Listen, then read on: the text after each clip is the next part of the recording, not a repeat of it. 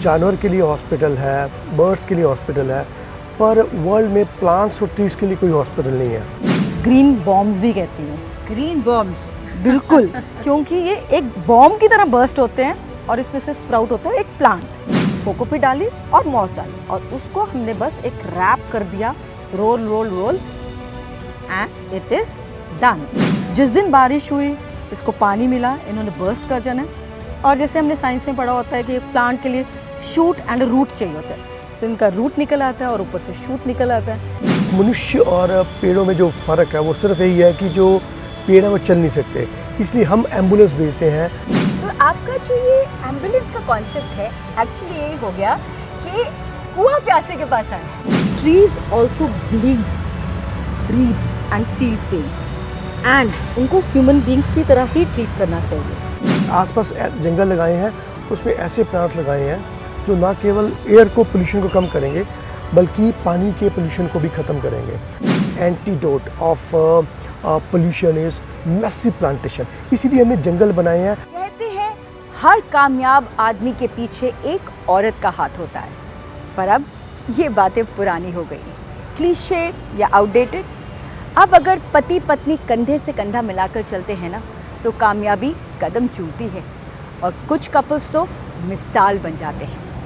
आज हम आपकी मुलाकात करवाते हैं एक ऐसे ही कपल से जो न केवल पंजाब बल्कि पूरे भारत में ग्रीन कपल से पहचाने जाते हैं। क्यों कहते हैं इनको ग्रीन कपल, आइए जानते हैं।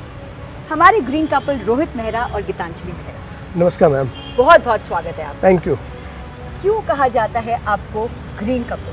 और देखिए, हमने 4 या 5 बहुत पॉजिटिव इको फ्रेंडली स्टेप्स लिए हैं। जो भी हमने कार्य किया है वो कार्य हमने एज ए कपल किया है, तो इसी कारण लोगों ने हमें ग्रीन कपल कहना शुरू कर दिया।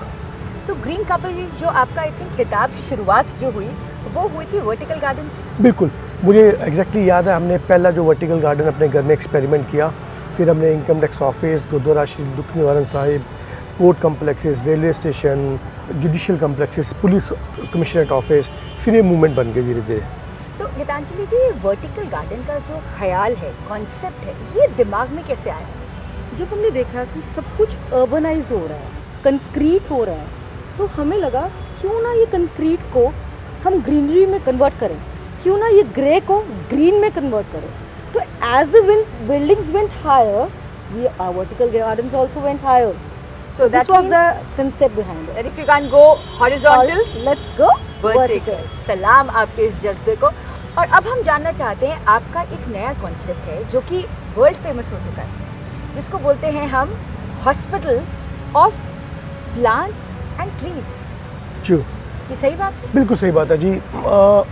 देखिए, वर्ल्ड की आप यदि क्रिएचर्स को देखें तो वहाँ ह्यूमन बींग्स हैं, एनिमल्स हैं, बर्ड्स हैं, ट्रीज़ भी हैं। Trees are our ancestors. तो वर्ल्ड में मनुष्य के लिए हॉस्पिटल है, जानवर के लिए हॉस्पिटल है, बर्ड्स के लिए हॉस्पिटल है, पर वर्ल्ड में प्लांट्स और ट्रीज़ के लिए कोई हॉस्पिटल नहीं है। इसलिए हमने वर्ल्ड का पहला ट्री एंड प्लांट हॉस्पिटल बनाया, जिसमें एक एम्बुलेंस भी है जो कि एक्सक्लूसिवली ट्रीज़ और प्लांट्स को ट्रीट करते हैं और क्योर करते हैं। एम्बुलेंस, तो एम्बुलेंस कैसे काम आती है? एक ट्री को कैसे आप एक जगह से दूसरी जगह लेके जाते हैं? देखिए, जो मनुष्य और पेड़ों में जो फ़र्क है वो सिर्फ यही है कि जो पेड़ है वो चल नहीं सकते, इसलिए हम एम्बुलेंस भेजते हैं। वहाँ जाके हमारी जो टीम, एक्सपर्ट टीम है, वो जाके ट्रीज़ की क्योर करते हैं। यदि इनको कोई बीमारी हो तो उसका हम इलाज करते हैं। Like we human beings bleed, breathe and feel pain. In the same manner, trees also bleed, breathe and feel pain. And उनको human beings की तरह ही ट्रीट करना चाहिए। After all, वही है जो हम सबको बचा सकते हैं। तो आपका जो ये एम्बुलेंस का कॉन्सेप्ट है एक्चुअली यही हो गया कि कुआं प्यासे के पास आए। बिल्कुल, देखिए, जब हम अपनी प्रेयर भी करते हैं तो हम कहते हैं प्राणियों में सद्भावना हो। और हमारे जो साइंटिस्ट जे.सी. बोस है, जिनको नोबेल भी मिला है, उनका जो थीसिस था वो यही है कि जो ट्रीज़ हैं इनमें लाइफ होती है। तो यदि हम इनको लाइफ के तौर पर ट्रीट करते हैं तो इनमें भी बचपन होगा, बुढ़ापा होगा और बीमारी होगी।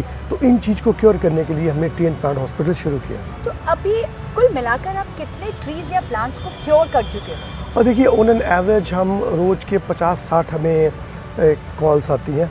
ਥੋੜਾ ਗੁੜ ਲੈ ਕੇ ਨਾ ਹਾਂਜੀ ਇਹ ਪਲਾਂਟ ਦੀ ਜਿਹੜੀ ਜੜ ਹੈਗੀ ਆ ਉਹ ਤੋਂ 2-3 ਮੀਟਰ ਦੂਰ ਪਾ ਦਿਓ।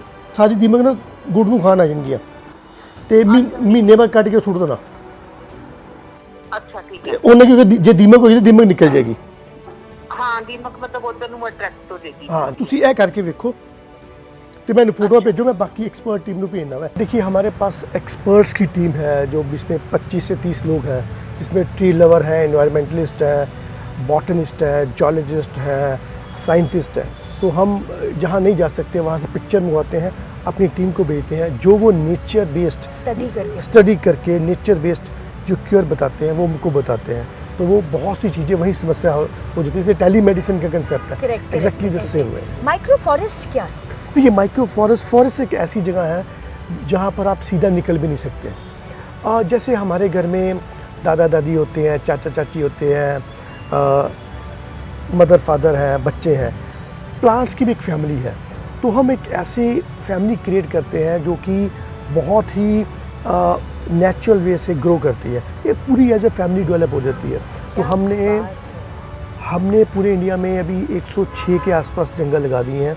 तो ये जो जंगल है, आपने बोला आपने पूरे इंडिया में 106 के करीब जंगल जी लगाए। जी, उसमें से जो जंगल है मिनिमम 2000 स्क्वायर फुट से लेकर 8 एकड़ तक है। 8 एकड़ का जंगल अभी बटाला के पास लग रहा है। तो वो जंगल इतने बड़े हो गए हैं, आप पिक्चर्स में देखिए कि 2-2 सालों में 40-40 फुट तक कि आप उसके अंदर निकल भी नहीं सकते। तो वो पूरे के पूरे ऑक्सीजन चैम्बर बन गए। जैसे हमें लंग्स को जो लंग्स हैं वो ऑक्सीजन चाहते हैं। These are lungs of the planet, so we are creating lungs for the planet. अब बात करते हैं लुधियाना शहर की। तो लुधियाना शहर का एक अकेली झील है जिसको कहते हैं दुखती नब्ज, वो है बुड्ढा नाला। तो आप बुड्ढा नाला के पास 11 माइक्रो फॉरेस्ट लगा रहे हैं? लगा रहे हैं? जी जी, देखिए बुड्ढा नाला कहना इसको एक अतिशयोक्ति होगी। ये बहुत बड़ी एक परसेप्शनल डिफरेंस है। बुड्ढा नाला को आज से 10-15 साल पहले बुड्ढा दरिया कहते थे। अच्छा। तो अभी उसको नाला कहना शुरू हो गया क्योंकि इतना पोल्यूटेड हो गया।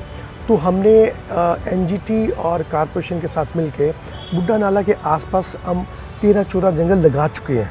तो अभी हमारी प्लान है कि हम 300 जंगल लगाएं और बिल्कुल उसके आसपास जंगल लगाए हैं, उसमें ऐसे प्लांट लगाए हैं जो ना केवल एयर को पोल्यूशन को कम करेंगे बल्कि पानी के पोल्यूशन को भी ख़त्म करेंगे। So these are 11 jungles have already been created. अभी जो लाइन में है 20-25 है। मौसम अभी अच्छा है तो we are doing it. Punjab के ओरिजिनल प्लांट है, मोरिंगा हो गया, शातूत हो गया, फिर खसखस हो गई जो पानी को प्यूरीफाई करते हैं, फिर ये बैम्बू हो गया, फिर नीम हो गया, आंवला हो गया, बेहड़ा हो गया। ये जो नेटिव पंजाबी प्लांट्स हैं वो लगाए हैं ताकि वो ग्रो भी करें और डेवलप भी करें और आसपास के एरिया को भी जो उसका वायरस लोड है उसको कम करें। लुधियाना के फोकल पॉइंट में भी आपने माइक्रो फॉरेस्ट है? जी जी, देखिए फोकल पॉइंट वो एरिया जहाँ सबसे ज़्यादा पोल्यूशन की चांसेस रहते हैं क्योंकि इंडस्ट्रियल हब है। तो हमने वहाँ भी काफ़ी 2-3 जंगल लगा चुके हैं। तो we are reclaiming the lost cover और एटलीस्ट उतना जो पोल्यूशन है वो एयर पोल्यूशन वो प्लांट्स एब्जॉर्ब कर लेते हैं। पायल जी, जो सबसे बड़ी चीज़ है हमें ये देखना पड़ेगा कि जो हमारी प्रकृति है, जो नेचर है, इसने बैलेंस रखा हुआ है। जो पेड़ हैं वो पानी को भी उतना ही प्यूरीफाई करते हैं जितना कि हवा को करते हैं। तो the only antidote of pollution is massive plantation. इसीलिए हमने जंगल बनाए हैं और इतने घने जंगल बनाए हैं ताकि वो एक दूसरे के साथ मिलकर सर्वाइव भी कर लें और फिर डेवलप भी करें। जब वो ऑक्सीजन चैम्बर बन जाएंगे वो निचला पानी भी वो करेंगे, वाटर टेबल रिटेन भी करेंगे, पानी को नीचे जाने से रोकेंगे भी और सोइल इरोजन भी रोकेंगे और एयर पोल्यूशन को भी ठीक करेंगे। कोरोना वायरस ने कि पहले तो लगता था हार्ट बहुत ज़रूरी है, पर अब लगता है लंग्स बहुत ज़रूरी Lungs is more है। important. उनको बचा के रखना भाई। वर्टिकल गार्डन्स, माइक्रो फॉरेस्ट और hospitals for plants and animals, इसके साथ साथ सीड बॉल्स का एक ऐसा कॉन्सेप्ट है जो हमारे ग्रीन कपल का बहुत ही करीबी और बहुत ही फेमस कॉन्सेप्ट है। तो गीतांजलि जी, ये क्या कॉन्सेप्ट है? ये एक्चुअली क्या है, हम सीड बॉल्स क्यों बना रहे हैं? हमने देखा है जब भी हम प्लांटेशन ड्राइव्स कर रहे थे तो दूर दूर जगहें ऐसी थी जहाँ पर प्लांट्स हम रीच ही नहीं कर पा रहे थे। अच्छा। जैसे आप आउटस्कर्ट्स सोचते हो या आप ऐसी जगह हो जहाँ पे आर्मी पीपल जा रहे हैं पर हम नहीं जा पाते, तो वहाँ पर प्लांटेशंस कैसे करें? उन लोगों को जहाँ पर lands acres of acres lands है, बैरन है, कुछ भी नहीं है, वहाँ पर प्लांटेशन कैसे की जाए। तो हमने सोचा कोई ऐसी टेक्निक होनी चाहिए कि किसी को कोई एफर्ट ही ना करना पड़े, एफर्टलेस, बस बनाओ, फेंको और हो जाए। तो हमने स्टार्ट किया कि पहले हम सीड्स ऐसे फेंकना शुरू हुआ, बट देन वी फाउंड कि सीड्स फेंक रहे हैं तो वो तो बर्ड्स, स्क्विरल्स, एनिमल्स खा रहे हैं, या दूर से फेंक रहे हैं तो वो टूट रहे हैं और वो ग्रो नहीं हो रहे। देन वी फर्दर रिसर्च, तो हमें मिले सीड बॉल्स, जिनको मैं ग्रीन बॉम्ब्स भी कहती हूँ। Green bombs. बिल्कुल, क्योंकि ये एक बॉम्ब की तरह बर्स्ट होते हैं और इसमें से स्प्राउट होता है एक प्लांट। अरे वाह। तो ये कंसेप्ट बड़ा सिंपल है। इसमें हमने छोटा सा मिट्टी का पेड़ा लेना है, इतना बिल्कुल इतना छोटा सा, एंड उसमें मैंने हमने ठीक लिया है कि परफेक्ट लिया आपने? परफेक्ट लिया है, क्या बात। मैंने थोड़ा ज़्यादा लिया, आपने परफेक्ट लिया। तो उसमें हमने थोड़ी सी कोकोपीट डाली, और ये सीड डाल दिया आपने, ये सीड डाला आपने और ये कोकोपीट, ये इसको न्यूट्रिशन देगा। ये हमने सीड डाला, कोकोपीट डाली और मॉस डाली, और उसको हमने बस एक रैप कर दिया, roll roll roll, and it is done. So ये सीड बॉल्स एक्चुअली क्या कर रहे थे कि जब हम बच्चों को सिखा रहे थे वो बहुत अमेज्ड हुए, बहुत सरप्राइज हुए, क्योंकि उनको एफर्ट ही नहीं करना पड़ा। आज अगर मैं किसी बच्चे को जाके कहूँ बाहर जाओ, आपको 100 पौधे लगाने, आप गड्ढा खोदोगे, पानी भी डालोगे और सब कुछ करोगे, तो वो विड्रू कर जाते थे। तो जब हमने सीड बॉल सिखाए, वो तो सरप्राइज्ड, इम्प्रेस्ड, कुछ भी। I mean they were like we can now plant thousands of tree in a span of just 1 hour।